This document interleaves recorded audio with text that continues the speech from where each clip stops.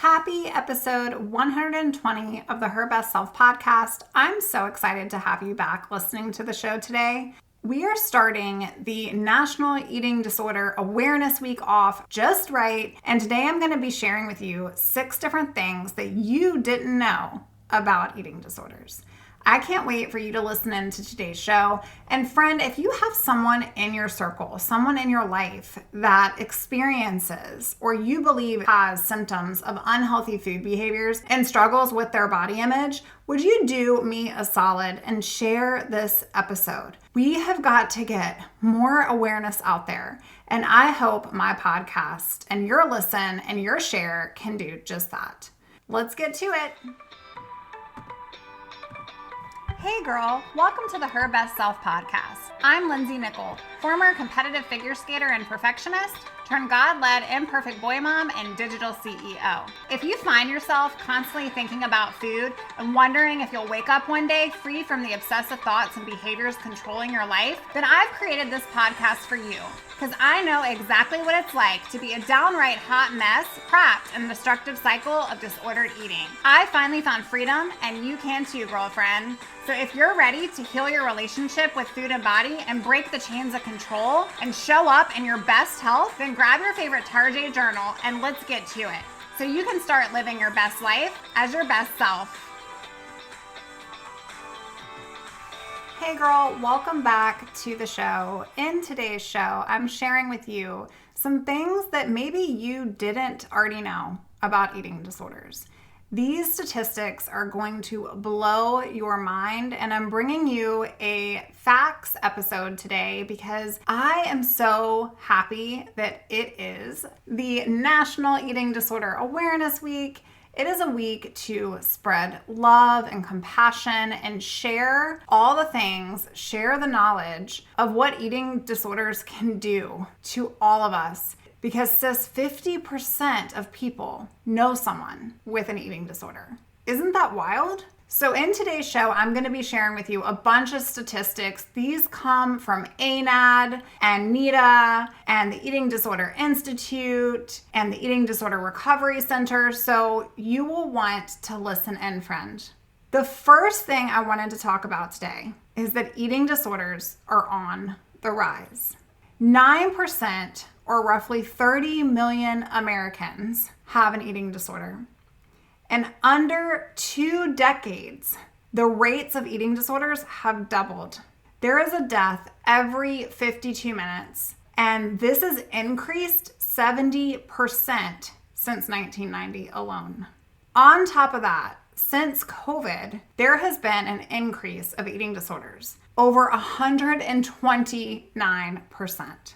And those with eating disorders are 18 times more likely to commit suicide. This is why it's so important. If you're listening to today's show and you yourself struggle with an unhealthy relationship with food and your body, it's so important to know the facts. It's so important to spread the facts. It's so important to help others understand the harm that we are seeing across the world. The second thing I want to talk about today is that eating disorders don't discriminate. Eating disorders start at the age of 5 all the way to the age of 80. They impact the young, they impact the old, they impact all genders, all race, all professions. 90% of adult women worry about their weight, and 60% engage in behaviors to control it. 13% of women that struggle with disordered eating are over the age of 50, and 25% of men have unhealthy relationships with food. And if that's not crazy, those in the military are actually 5 times higher to develop an eating disorder. And women 50 and above can experience stressors like menopause, kids growing up and leaving, body changes. This is why 71% are currently trying to lose weight, and 79% say that their weight is the most important part of their self-esteem. And it doesn't stop there. Among children ages 9 and 10, 40 to 60% of girls and 25 to 45% of boys try to control their weight. 57% of adolescent girls take laxatives, diet pills, or purge regularly, and 90% of college girls report dieting, half of whom binge. Sis, this struggle is real, and it's so important that we share it. If you didn't know these statistics, I want you to know that you have the power to change them. You can start with you if you struggle with an unhealthy relationship with food in your body, or if you struggle with an eating disorder yourself. You can decide today, you can commit today, you are no longer going to contribute to this anymore in your life. Number 3, eating disorders are associated with reoccurring behavioral and mood disorders or trauma. 33 to 50% of folks that have eating disorders also have a mood disorder like depression. Up to 17% of those with an eating disorder also have ADHD, and up to 35% also have OCD.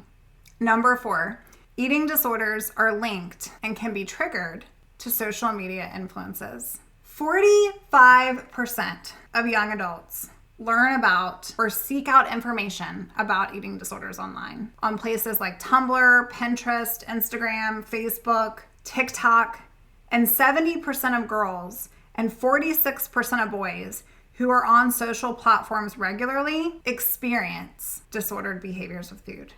Did you know that 95% of people say that they would change their appearance because of what they see on social platforms? And 95% of eating disorders are between ages 12 to 25, which is a top social media age range. This is no joke. We are seeing all the filters. We are wanting to be something that's not even a normal ideal. It has to stop. The 5th thing I want to talk about today that maybe you don't already know is how expensive eating disorders are. The economic cost of eating disorders is $65 billion every single year. $200 million of that is due to inpatient hospitalization, and $30 million is due to ER visits. An intensive inpatient program can cost a family $1,500 a week, and residential and inpatient can cost up to $2,000 a day.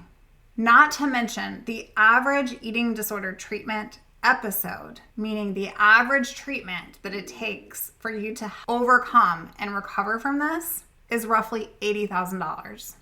But the good news, the last thing I wanted to share with you today, is that recovery is possible and recovery can be yours. Relapse rates are at 35%, occurring mostly in the first year and a half following treatment. But with the right treatment, 60% of people fully recover. What's super sad about this statistic, however, is that only 1 in 10 people seek out care for help and support. Sis, I want you to know today, if you are struggling, you don't have to do this anymore by yourself. You weren't meant to do this by yourself. Eating disorder coaches are revolutionizing recovery.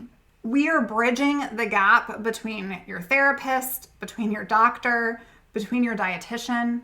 Coaches like myself and others on the team can help support your recovery journey. We can meet you in the here and now. We can help hold your hand, be your cheerleader, your friend, and your support. And I say this from the bottom of my soul. I've sat right where you are. I've been a statistic, and I honestly thought I would never get out of it. I thought I would die a statistic. But sis, you don't have to be a statistic. You don't have to live with this disorder ruling your life every single day anymore. You can make a choice. You can make a change. You can be the change. You can spread awareness. You can spread love and compassion and truth. God knows we all need it. We need to embrace the body we're in. We need to start respecting all that our body does for us, and we need to nourish our body appropriately so that it can thrive.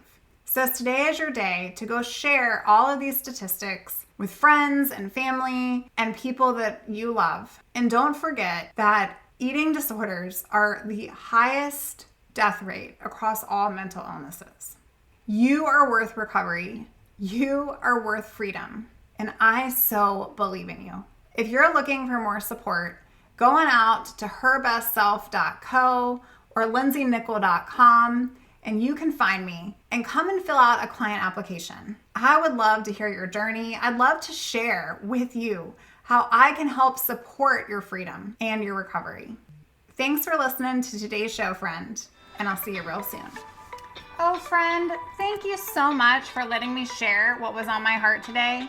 My hope for this podcast is to help more women find freedom from food and body. If this has empowered or blessed you, let me know.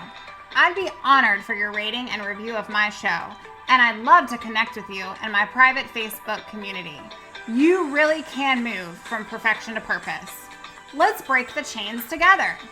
I'll help navigate the way. Until next time, bye for now, girl.